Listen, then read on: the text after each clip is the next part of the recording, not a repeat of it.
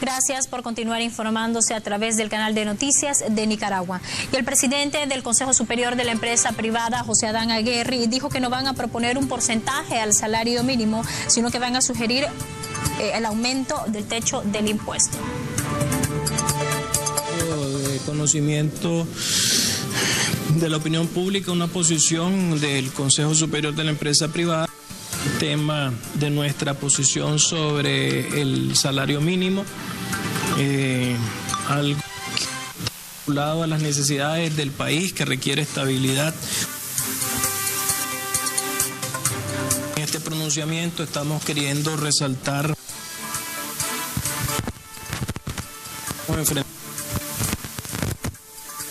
de nuestra historia reciente, que ha sido acompañada por la falta de voluntad política del gobierno para encontrar una salida a esta situación. En segundo lugar, que esto ha provocado que en el contexto del 2018 y el 2019 estemos viendo cómo se ha caído de manera significativa la situación económica, la realidad socioeconómica de las familias nicaragüenses, y que en el año 2020 esto va a seguir igual, o sea que vamos a tener otra contracción, contrario a lo que vemos que algunos funcionarios de gobierno hoy saben. Semana que tuvo el Fondo Monetario aceptar que la situación de este año iba a ser de crecimiento. Entonces, la realidad es que llevamos 2 años, este va a ser el tercer año de caída económica. En este sentido, eso entender como una situación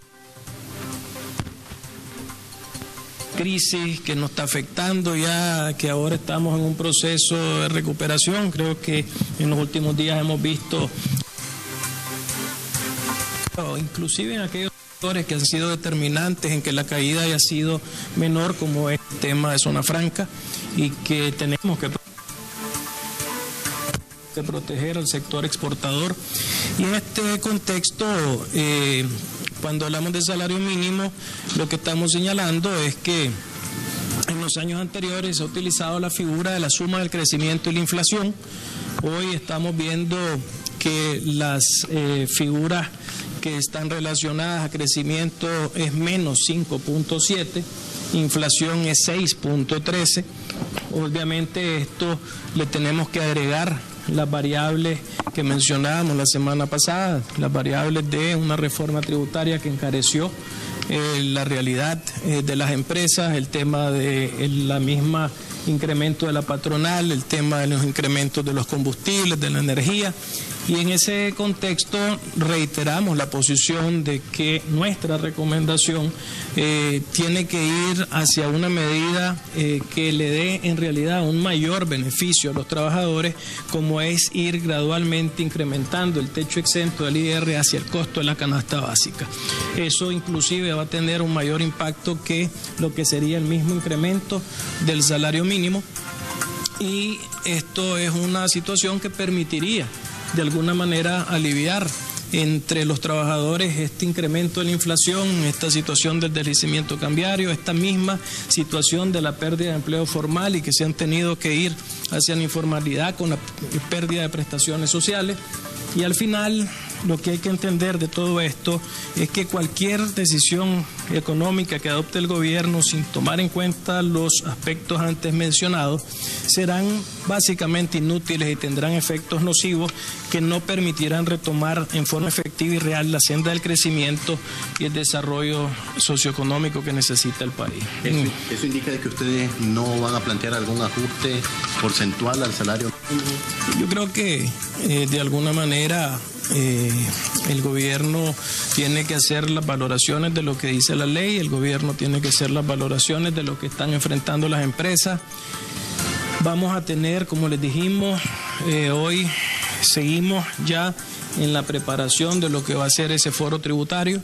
Va a ser en la semana del 11 de febrero, del 10 de febrero, probablemente para el 11 de febrero estaríamos ya teniendo este foro tributario en que va en la dirección de presentar cuál es esa realidad que estamos diciendo, cuál es ese impacto que están viviendo las empresas, hacia dónde nos estamos dirigiendo sin esa salida de la crisis sobre un tema que tiene obviamente una connotación política. Lo que sí estamos diciendo es que si hay algo que pudiera tener un mejor impacto a favor de los trabajadores, de la clase trabajadora, de nuestros colaboradores, es esa decisión de aumentar el techo exento del IR. Hoy los trabajadores tienen hasta 8.333 córdobas como techo exento. La canasta anda alrededor de 14.000 y pico de córdobas.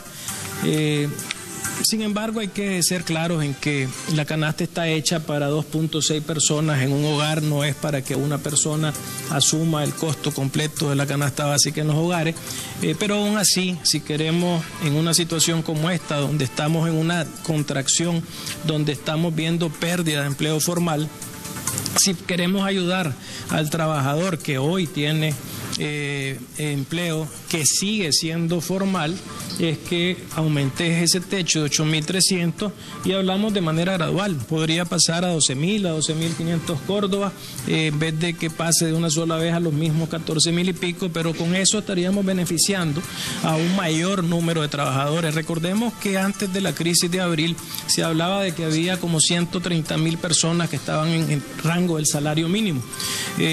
Hoy, con la crisis, ya no sabemos en realidad, porque como está oculta la información, no sabemos cuántas personas todavía quedan dentro del salario mínimo.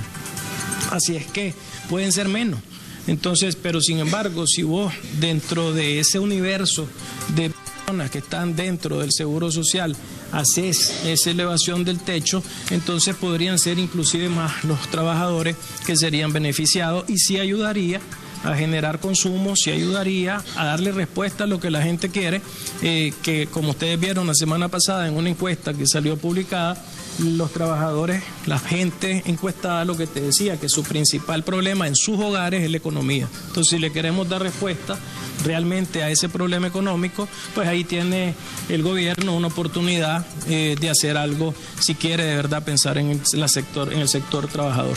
Ahora, ¿qué les parece la medida que anunció ayer la DGI con la aplicación de la normativa anti-elusión del pago mínimo definitivo? Vean, eso es una situación que, de nuevo, lo único que hace es seguir creando incertidumbre, porque con esa medida lo que están haciendo es básicamente llevándote a el máximo nivel de discrecionalidad en cuanto a interpretar lo que quiera en este sentido la DGI.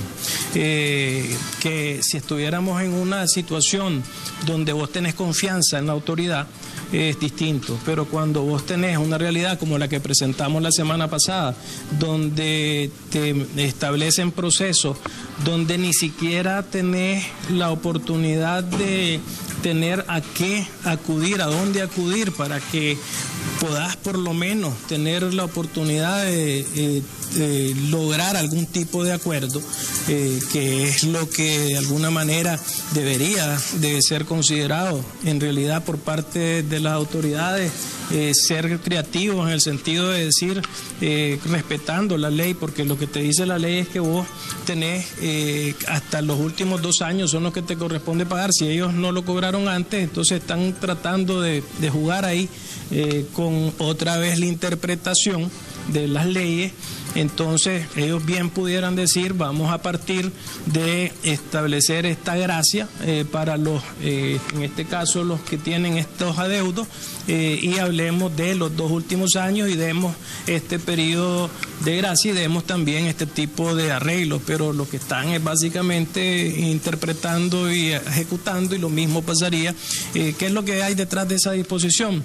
Probablemente van detrás de interpretar a su estilo, y eso probablemente va dirigido pues a ciertas empresas o ciertos empresarios. No conocemos casos en lo particular, pero sí la preocupación que se externó aquí hoy fue esa casual interpretación que va a quedar otra vez en manos de las autoridades sobre ese tema.